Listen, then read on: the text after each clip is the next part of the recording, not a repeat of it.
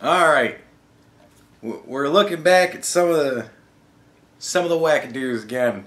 I don't know, world politics is just starting to bore me. I think we're going to look back at some of the wackadoos again. And I found a great one from Cat Black. Cat Black, everybody!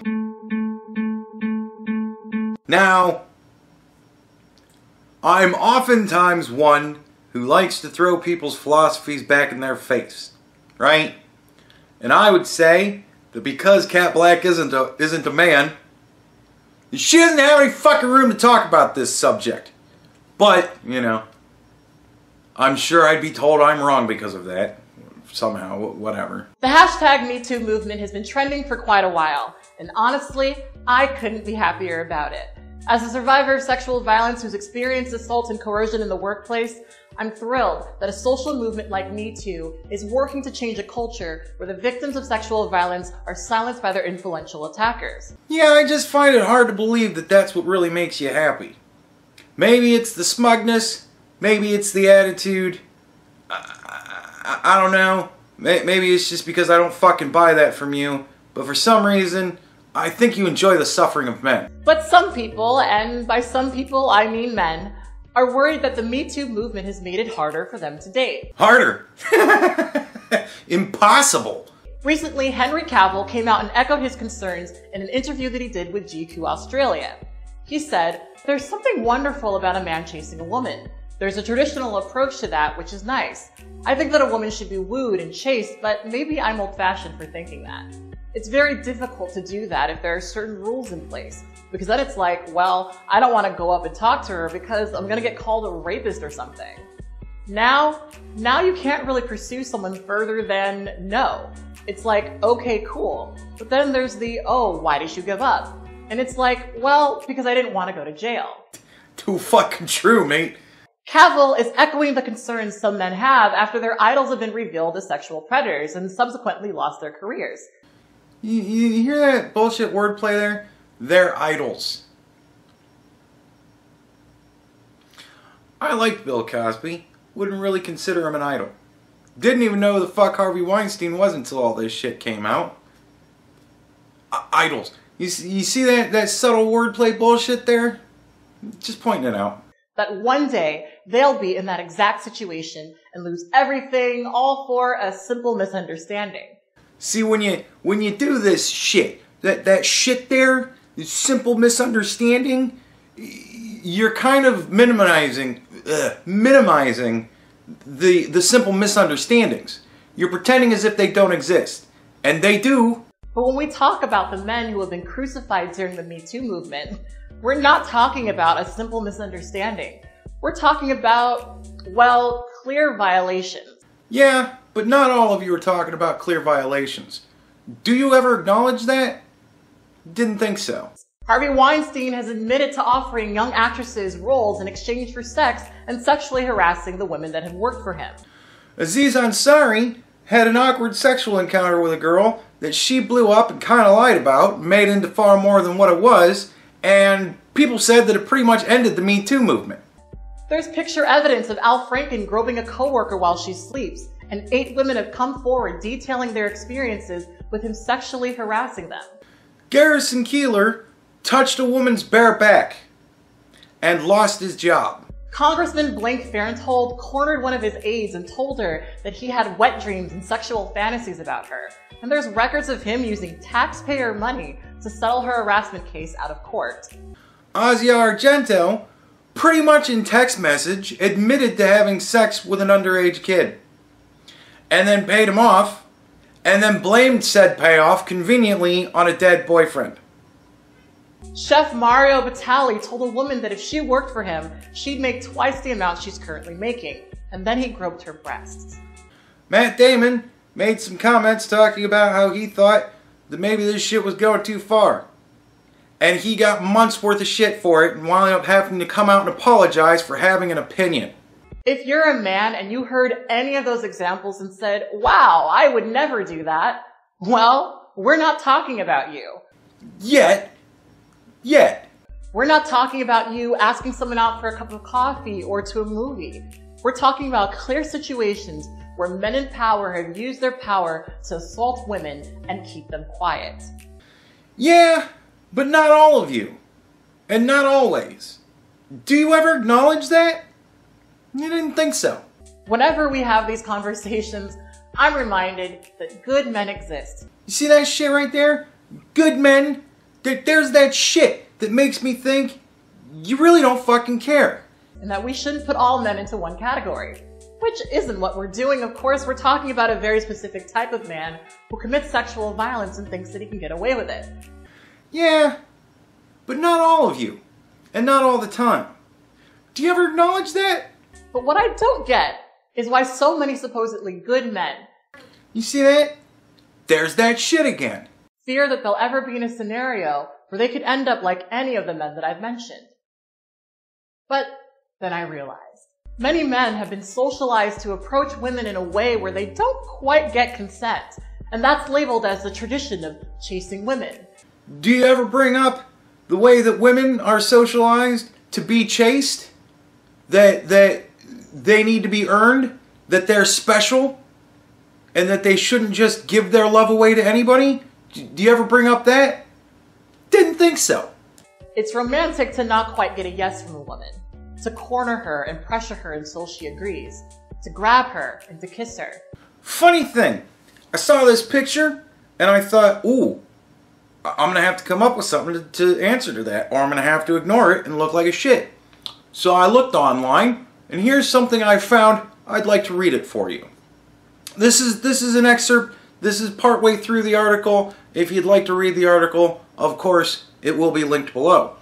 But partway through, the sailor, later identified as George Mendonza, mistook Friedman's dental assistant uniform for that of a nurse. He later explained that he hugged and kissed her because of his overwhelming gratitude for the work nurses had performed while he was in combat in the Navy. Jesus, I can't read today.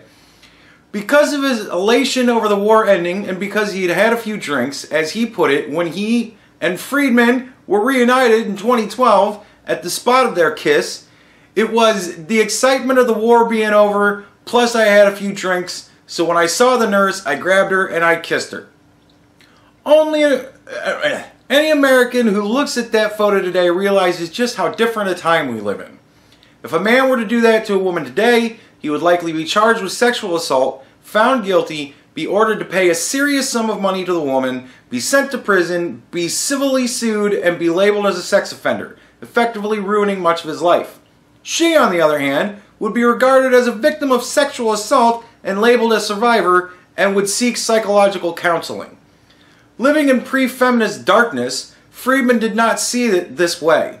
As her own son told the New York Daily News, "My mom always had an appreciation for feminist viewpoint and understood the premise that you don't have a right to be intimate with a stranger on the street. But she didn't assign any bad motives to George in that circumstance, that situation, that time. One reason might be that she was a Jewish refugee from Hitler's Europe, and unlike feminists in America, she knew real evil." And that notion is driven by this idea of women not as autonomous beings, but as prizes to be won, accomplishments to brag about, women as conquests, not partners. Well, if you guys would be less picky, we wouldn't have to chase you, would we? And of course, some of Henry Cavill's fear comes from the fear of being rejected. The fear of women saying no, or leave me alone, or I'm sorry, I'm just not interested. No, I think his fear comes from being falsely accused of rape or sexual assault. And how when a man continues to pursue her, that could be interpreted as creepy or weird. But how about this? Start respecting a woman's choice and her ability to say no and mean it, and you probably won't have to worry about that. No problem. I respect your right to say no, because I'm not even going to give you the fucking option. Started the hashtag metoo movement over a decade ago to be a source of mutual support and solidarity between specific... You know, I realized after I ended that statement that I probably should have to qualify that the way I'm not going to give you the opportunity to say no is I'm not going to ask. Not that I'm not going to give you the choice to do what I want to anyways. You see how fucking ridiculous it is? Tarana Burke started the hashtag MeToo movement over a decade ago to be a source of mutual support and solidarity between specifically Black and brown survivors of sexual violence. What started as a workshop in Tuskegee, Alabama, has morphed into a widespread movement that, while its focus has shifted, has always been about empowering those who've experienced sexual violence to have a voice, to be heard and believed. Listen and believe. There it is again. I want evidence. I think anytime you're calling somebody something as horrific as a rapist, there should be some sort of evidence. Right? You wouldn't appreciate it, would you? And that's important because often when you experience sexual violence, you deal with people doubting you and suggesting that you're accusing someone for your own personal gain. It's because a lot of the times, women are. Did you ever acknowledge that? Didn't think so. The Me Too movement has been amazing for survivors, not only because it allows them to voice their experiences and to be heard, but it also helps survivors know that they're not alone. Also help Rose McGowan sell a whole lot of books. That is what the movement is about. And one of the many goals is changing the culture in which men feel comfortable assaulting women and getting away with it. And there I agree with you. There shouldn't be a culture in which men feel comfortable assaulting women and getting away with it. That's pretty much where it ends. And if only it stayed to just that. But it didn't. It hasn't, it won't, and it's never been just that. That's the problem. In my opinion, the men who feel like the Me Too movement has made it harder for them to date are paranoid and making themselves seem guilty by comparing themselves to men who have committed sexual violence. See how easy it is to look guilty? All you need to be is worried that you're going to be falsely accused, and look at that, you seem guilty. Why would anybody be worried then? Good men don't get nervous when we call to an end of a culture of sexual violence in the workplace and anywhere else. They support the women that have stepped forward and said, "Me too," and they hold other men accountable for abusing women. Yeah, we have due process in this country. Show me proof. In my opinion, men can still make the first move, and they can still pursue women. There are a lot of good men who See it? There it is again. That shit. manage to do so and not be accused of assault. And I think that it says a lot about a man when he can't envision a way of dating without the possibility of coercing someone into a situation where they might accuse him of assault. Alright, so to wrap this up, I'd like to give you a little food for thought, and I looked into it. I actually finally found the clip from the Bearing video where he talks about something that I thought was very interesting that unfortunately I believe he didn't go deep enough into.